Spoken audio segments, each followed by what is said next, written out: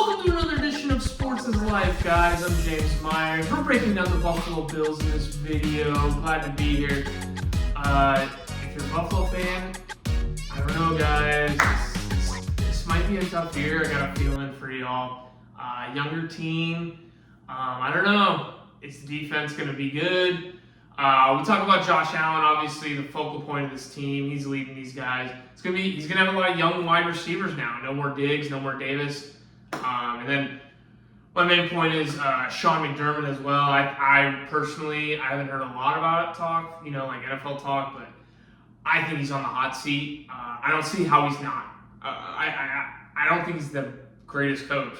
I just don't think he's that good. I think after last year, and what really set me off with Sean McDermott when I really lost faith in him was when they blew that game against Kansas City a few years ago, that instant classic when they gave up the field goal.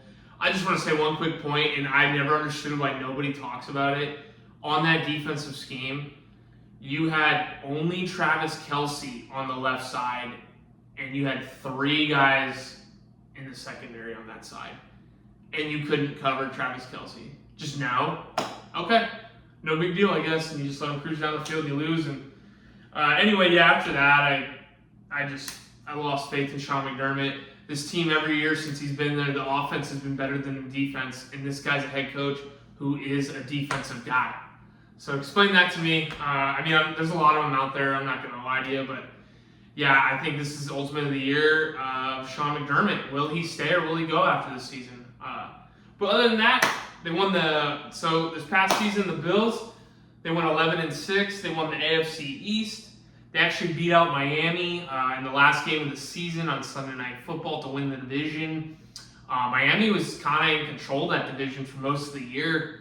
I think they were up 2-3 games throughout the season, and then Buffalo rallied off some wins, and Miami lost. And they won ultimately head-to-head on the last game of the season, so it worked out. They beat the Steelers in the wild card game at home, and then they had the Chiefs at home in the divisional round, and ultimately lost that one on a Brandon Bass missed field goal.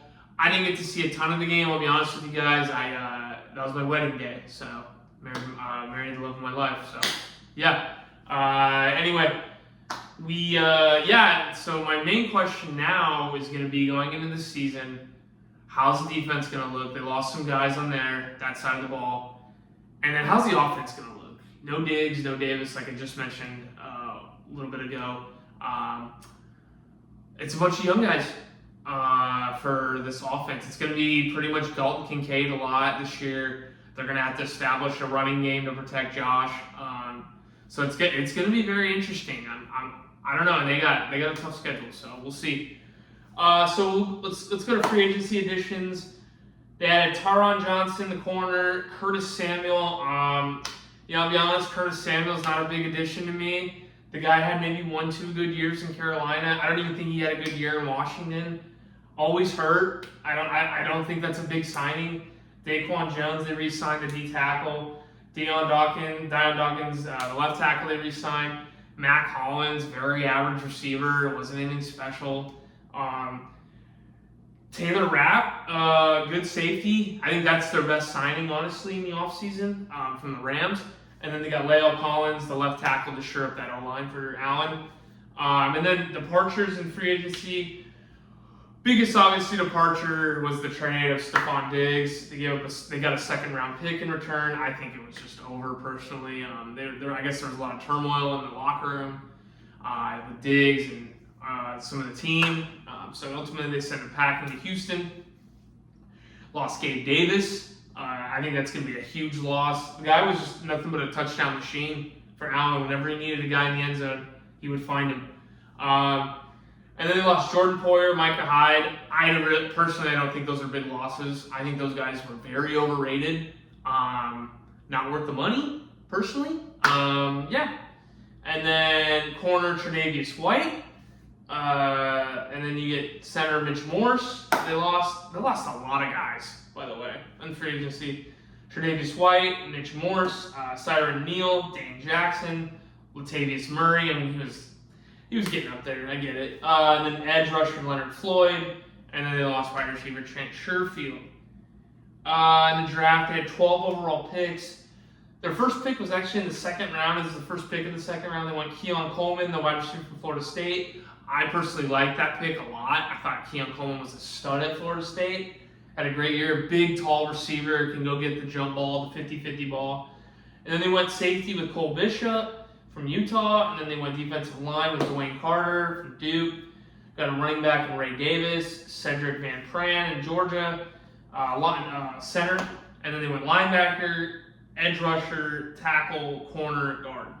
So you can see kind of what they're going to be this year. Their philosophy, it's going to be kind of like the Chargers. Young receiving core, and then shore up that O-line, get that run game going to protect Josh Allen, and be able to move the ball efficiently with play action and let Josh kind of do his thing that he's been doing for so long. I think he's a great quarterback.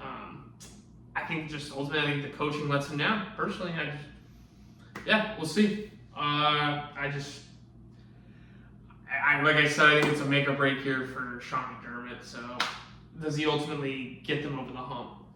Anyway, well, I guess we're gonna find out with that said, let's break down the schedule for the Buffalo Bills. Let's go. All right, guys. So week 1, and by the way, they have a lot of primetime games, and they have an absolutely brutal schedule. I mean, brutal, if I can say it, emphasize it even more. So week 1, they're at home against Arizona. I think they're laying like a touchdown in this game. A little, or did it get up to 7.5? I'm not sure. I got them winning this game. I think it's going to be closer than people think. Arizona's going to have everybody healthy. Kyler will be there. But they're at home. I think that's a tough spot for Arizona. I'll give the Bills the win. So they go to 1-0. And then week 2, they're at Miami on Thursday Night Football. So a short week. I'm going to give Miami the win here. Revenge spot for Miami after last year. I'm sure that team, as soon as the schedule came out, they had that game circled. So I'm going to give the Dolphins the win here. So they go to 1-1. Then they get the Jags on Monday Night Football. So they're going to have about a week and a half to prepare for Jacksonville at home. I'm going to give the Bills the win here. Like, why would I not take the Bills here? Jacksonville has proved nothing that they're going to go on the road in a primetime game against a good, like a solid team and win in a hostile environment. So yeah, I give the Bills the win here. I think Trevor Lawrence, maybe a bit overrated, but Gabe Davis's return, I guess. We'll see how he does. So yeah, I got the Bills at 2-1.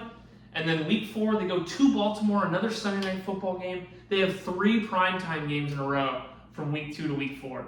I got them losing this game. I mentioned in my last 2 videos ago with Baltimore, I think this is a perfect matchup for Baltimore, a very physical team. They're just, I think they're going to ground and pound them to death, and Lamar will be very tough to stop. So I got Baltimore winning this game at home in Baltimore. So they drop to 2-2, and then week 5, they go to Houston. I'm big on Houston this year. I know it's not a big, sexy pick anymore. A lot of people are big on Houston. Everyone was shocked the way how C.J. Stroud played. Went and got Diggs. Obviously, Houston just needs to shore up that defense, but I think they'll be fine here. So I got Houston winning this game. They drop to 2-3. And then they go to New York, Jets Monday Night Football. This time, they should be playing Aaron Rodgers. This is the game that Aaron Rodgers got hurt, the opener last year with the Achilles injury. I got the Jets winning this game, so I got them going to 2-4. I just think it's going to be a very tough place to play. Tough defense in New York with the Bills' young players. I think that's going to be kind of the theme of the schedule for Buffalo this year. I think it's going to be tough for these young guys to get open against savvy vets in these tough, hard-nosed defenses. So yeah, I got them going to 2-4. Then they get Tennessee week 7 at home. I got them winning this game, so they go to 3-4. And then week 8, they go to Seattle. I think it's gonna be a tough place to play personally. I just think with the 12th man, I think these young guys, again, I think that's gonna be the theme. Going to a tough place to play, I think that defense is gonna be a lot better for Seattle with Mike Macdonald, the former DC of Baltimore, getting there, and we'll see how they do. And then week 9 against Miami, so I ultimately got them losing to Seattle. Week 9 against Miami, I got them winning here in the little revenge spot after losing in week 2. So I got them winning that game. So I got them at 4-5 right now here. And then week 10, they go to the Colts. I got them getting the win here. I don't know who the Colts are going to be. Obviously, they did a fantastic job last year with Shane Steichen and Gardner Minshew and all those. Anthony Richardson, Josh Allen. I'm going to take Josh Allen. So it's just, don't overthink this one. Take the Bills. 5-5, but I think it'll be a tough game. Colts are feisty. That's a tough team. Tough place to play. 5-5. Then week 11 versus Kansas City. At home in Buffalo. I actually have them getting the win. They go to 6-5. For some reason, Buffalo always beats Kansas City, I feel like, in the regular season. But when it's playoff time, they cannot beat Kansas City.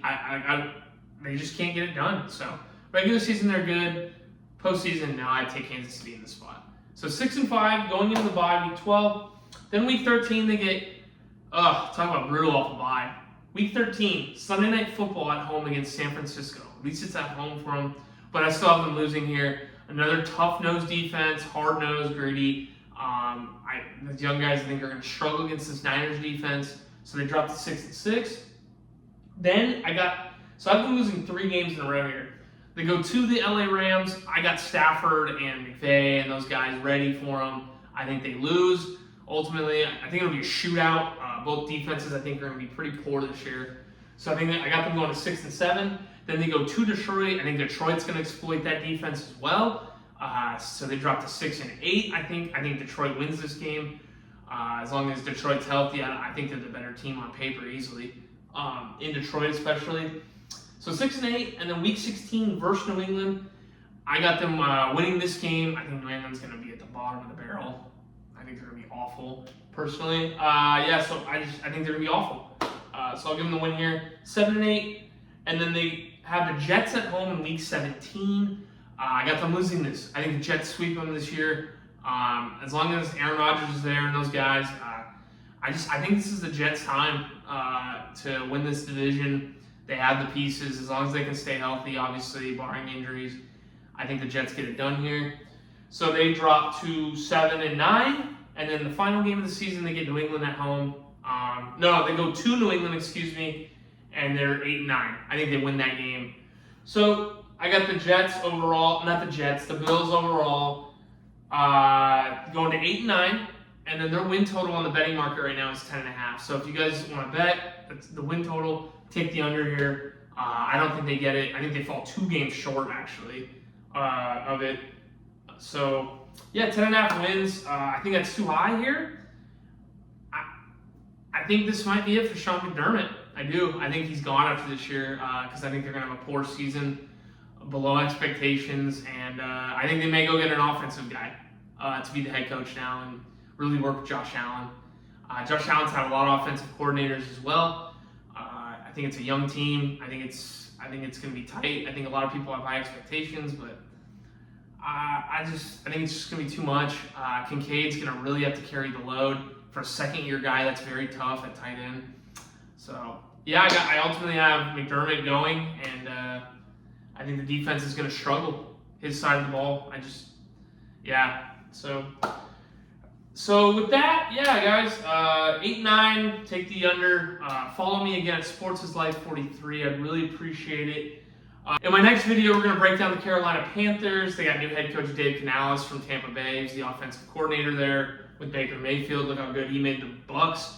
And Mayfield got paid because of this guy, I think. Obviously, Mayfield's got the talent, but definitely helped. And then it's going to be sophomore year for Bryce Young. What's he going to do this year in that weak NFC South division? I think they'll get more than what they had last year. I think they only had 2 wins, so can't really go down from that. But yeah, I think Bryce Young and they added some guys. I think ultimately they'll improve this year and maybe get that 5-6 win. But we'll break it down next video. Carolina Panthers. Again, SportsIsLife43, guys. I really appreciate you tuning in. Look out for my next episode. Thanks.